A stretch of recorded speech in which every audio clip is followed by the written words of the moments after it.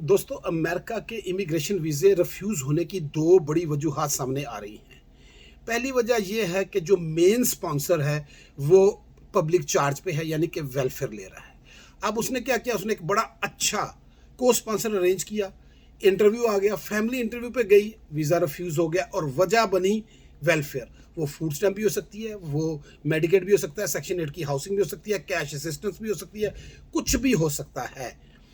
अब मसला ये है कि हमें पहले ज़माने में ये होता था कि आराम से जनाब को स्पॉन्सर अरेंज किया और ये सारा मामला हो गया। अब वो कहते हैं नहीं, अब जो फैमिली जा रही है वो भी इस पब्लिक चार्ज का हिस्सा बनेगी, क्योंकि ऑलरेडी मेन स्पॉन्सर चार्ज वो ले रहा है, पब्लिक चार्ज ले रहा है, वेलफेयर ले रहा है, तो ये पब्लिक चार्ज की चेन बन जाएगी। तो ये फैमिली जो अभी वीज़ा लेना चाहती है, ये पब्लिक चार्ज रिस्क है, इस बुनियाद पर हम इसका वीज़ा रिफ्यूज़ करते हैं। बेहतर सर्कमस्टांसिस, बेहतर हालात लेकर आए। तो दोस्तों, अगर आप अपनी फैमिली को स्पॉन्सर करना चाहते हैं, चाहे बीवी है, शोहर है, बहन है, भाई है, कोई भी है, वालदैन है, तो ये जो वेलफेयर है, इससे हज़ारों मील, लाखों मील दूर चले जाएं।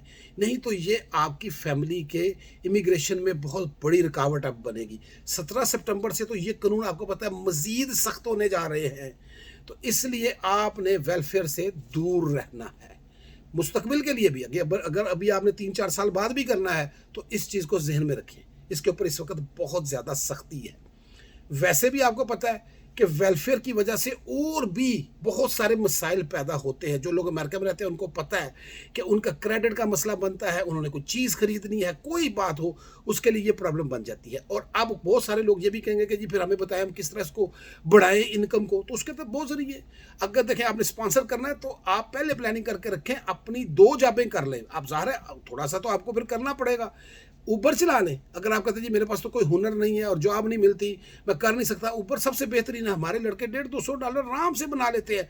मेहनत वाला बंदा हो, 10 से 12 घंटे काम करे, $200 आम स्टेटों में, न्यूयॉर्क वगैरह में तो बहुत ज़्यादा है। आम स्टेटों में जहाँ पे इतना ज़्यादा काम नहीं है, वहाँ भी $200 आराम से बन जाता है। इस तरह कोई काम करें, आप अमेजोन में काम कर लें, पार्ट टाइम ऊबर चला लें, डिलीवरी का काम कर लें। एक बहुत ही ज़बरदस्त डिलीवरी का काम जो है वो आपका जो वालमार्ट है उसकी डिलीवरी है। इसलिए आप अपनी इनकम बढ़ाएं, उसके आपको 2-2 फ़ायदे होंगे। स्पॉन्सरशिप का भी आपको होगा और अमेरिका में रहने का आपको मज़ा भी आएगा। जब अमेरिका में आमदनी $6,000 और $10,000 के दरमियान आती है, तो फिर आपकी ज़िंदगी कंफर्टेबल हो जाती है।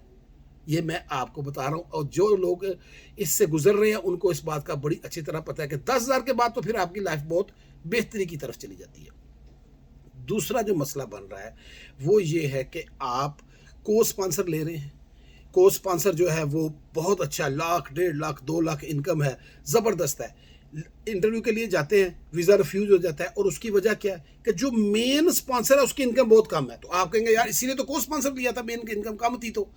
तो दोस्तों, वो क्या इसके ऊपर एतराज़ लगा रहे हैं कि तुम 5 बंदे, 6 बंदे, 4 बंदे यहाँ से जा रहे हैं, 2-3 बंदे उसके अपने हैं, और उसकी टैक्स रिटर्न हमें क्या बता रही है, $20,000 साल का, $22,000 साल का, $18,000 साल का। तो इसके ऊपर वो खुद बड़ी मुश्किल से ज़िंदगी गुजार रहा है।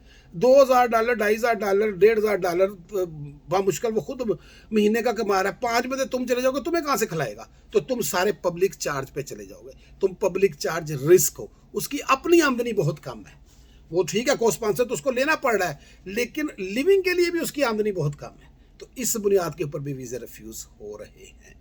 अब देखिए, इसमें एक्सेप्शंस भी होती है। कुछ लोग होते हैं वो वेलफेयर ले रहे हैं, लेकिन उनके जो वो उनका सिस्टम ऐसा है, जैसे बूढ़े वालदैन हैं, वो कोई किसी किस्म की कोई वेलफेयर ले रहे हैं, लेकिन वो अपने छोटे बच्चों को बुलाना चाहते हैं, बड़े बच्चे वहाँ हैं, वो को स्पॉन्सर साथ कर देते हैं, मेन स्पॉन्सर वालिद है, फिर भी एक्सेप्शन होने के चांसेस होते हैं।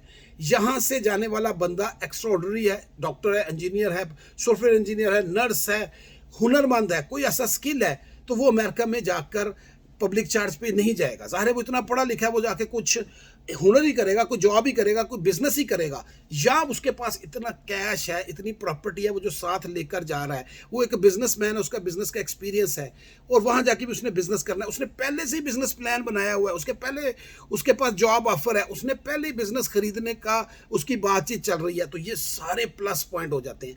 फिर ये जो वेलफेयर है, लो इनकम है, ये चीज़ें फिर थोड़ी सी उसके ऊपर आपको छूट मिलने के चांसेस बन जाते हैं। देखिए, ये सारी चीज़ें कोई कानून नहीं होता, ये सब प्रैक्टिकल केसेस हैं जो सामने आ रहे हैं। 17 से, ये कानून तो बहुत पुराना है, लेकिन 17 सितंबर से इसके ऊपर बहुत ज़्यादा सख्ती हो जानी है कि आपकी सेहत, फैमिली साइज, इनकम, ये सारी चीज़ देखी जानी है कि इन सारी चीज़ों को आप पास करेंगे तो फिर आप पब्लिक चार्ज वाली चीज़ से बाहर निकलेंगे। चैनल को सब्सक्राइब कर लीजिएगा। Thanks so much.